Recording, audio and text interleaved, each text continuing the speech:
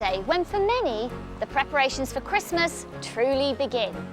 Now tomorrow, up and down the country, children will open the first window on their Advent calendar. It's a very exciting time.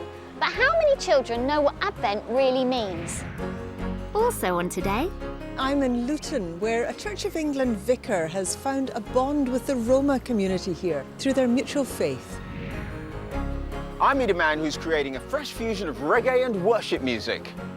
and the descendants of World War I soldiers discover remarkable details about the 1914 Christmas truce. My grandfather said no shoot on Christmas. And there's singing from the church in Ypres built as a memorial to those killed in the war. And the BBC Philharmonic accompany the Huddersfield Choral Society.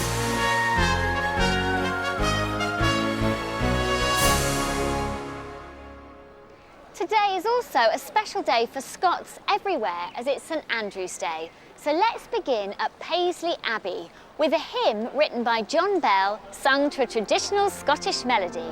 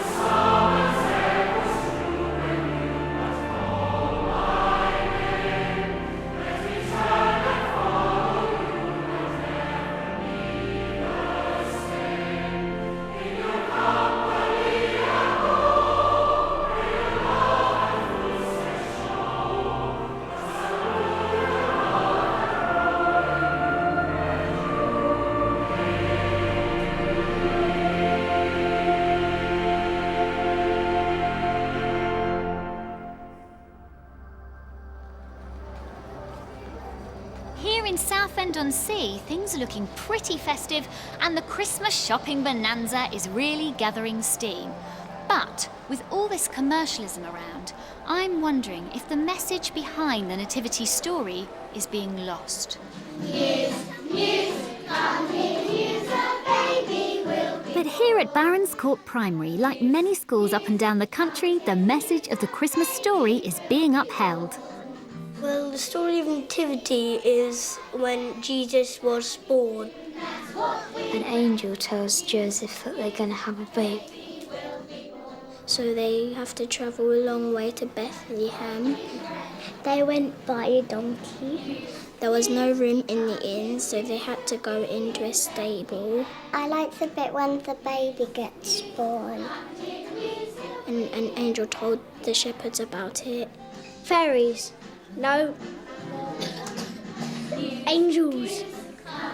The lambs came because the shepherds have lambs. 3 wise men give gifts like jewels and money. Jesus is special because he's part of God. It's like, it means love and joy.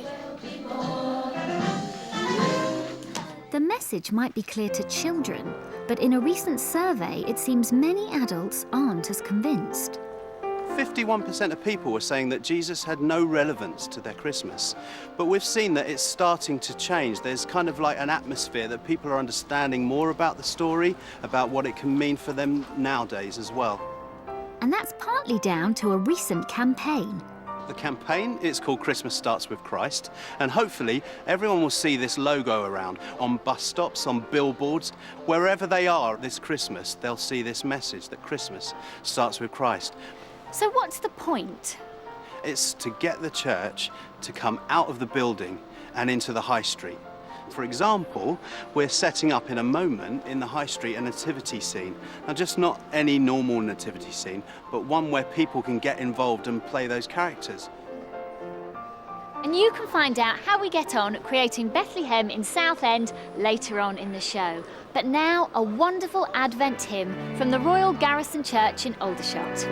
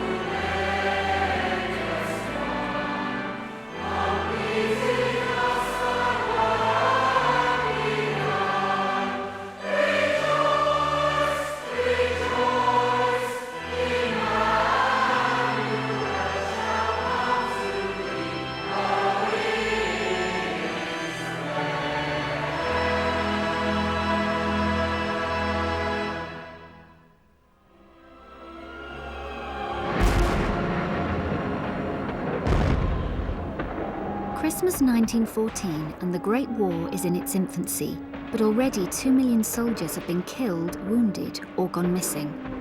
Yet exactly 100 Christmases ago, the most extraordinary acts of peace and goodwill broke out across the Western Front. I have ordered my people that no shot is to be fired by our side today, Christmas Eve, and on Christmas Day if it can be avoided. On both sides, some men kept diaries which reveal how the truce unfolded. The German shouts to wish us Merry Christmas and tells us they are not going to fire tonight, nor tomorrow if we don't. Over the next 3 weeks, we're taking the relatives of 2 servicemen who kept diaries of the truce, one British, one German, back to Ypres in Belgium, where peace suddenly broke out. William was, he was a batsman for one of the senior captains. Louise and Luke Tapp are the great-grandchildren of Private William Tapp, who served in the Royal Warwickshire Regiment. They're travelling to Belgium with Morgan, who's Louise's son. Can you spot which one William is? How can you tell? His moustache. How old would you say he is? 30. Spot on. Spot on. We're really looking forward to taking Morgan to the place of the Christmas truce and for him to see where our great-grandfather served. I'm really curious about how they survived in these conditions. The actual diary William wrote is now kept at the Royal Regiment of Fusiliers Museum, Warwickshire. And before heading to Belgium, Louise and Morgan want to see it for themselves. Look at the handwriting of it, Morgan. They've got this truce. And so this is a really unusual event, and your relative was part of this, and he wrote it down. It's amazing to just be sat in front of this diary. It's just to know that it's survived 100 years. It does make me feel closer to him. Our stretcher bearers are going around carol singing. They sing several in our trench before going. The Germans give them a cheer for singing. It doesn't seem right to be killing each other at Christmas time. Meanwhile, just 100 yards away across the trenches, Lieutenant Kurt Zemisch was writing a diary. After a few words about the birth of Christ and the Holy Night, he sings a carol, Silent Night, Holy Night. Die schon ganz eingetrocknet worden. Kurt Zemisch was one of the main instigators of the entire truce. But his son and granddaughter, Rudolf and Anna Rose, had no idea until they discovered his diary in an attic in East Germany just 15 years ago. We didn't know that this is the diaries of the First World War because it is written in shorthand. After we translate this shorthand, we know that it's the Christmas truce in 1940. For me, it was very important to read that my grandfather said no shoot on Christmas. Now Anna Rose is making the trip to Belgium to see where it all took place and to meet the Tapp family, who are also making the pilgrimage to Ypres. We're really looking forward to meeting Anna Rose. I think it'll be a really special occasion. You know, fate brought them together 100 years ago, and then the same thing's happening with us to meet Anna Rose. It will be very interesting for me to meet another families that have the same information about the Christmas truce.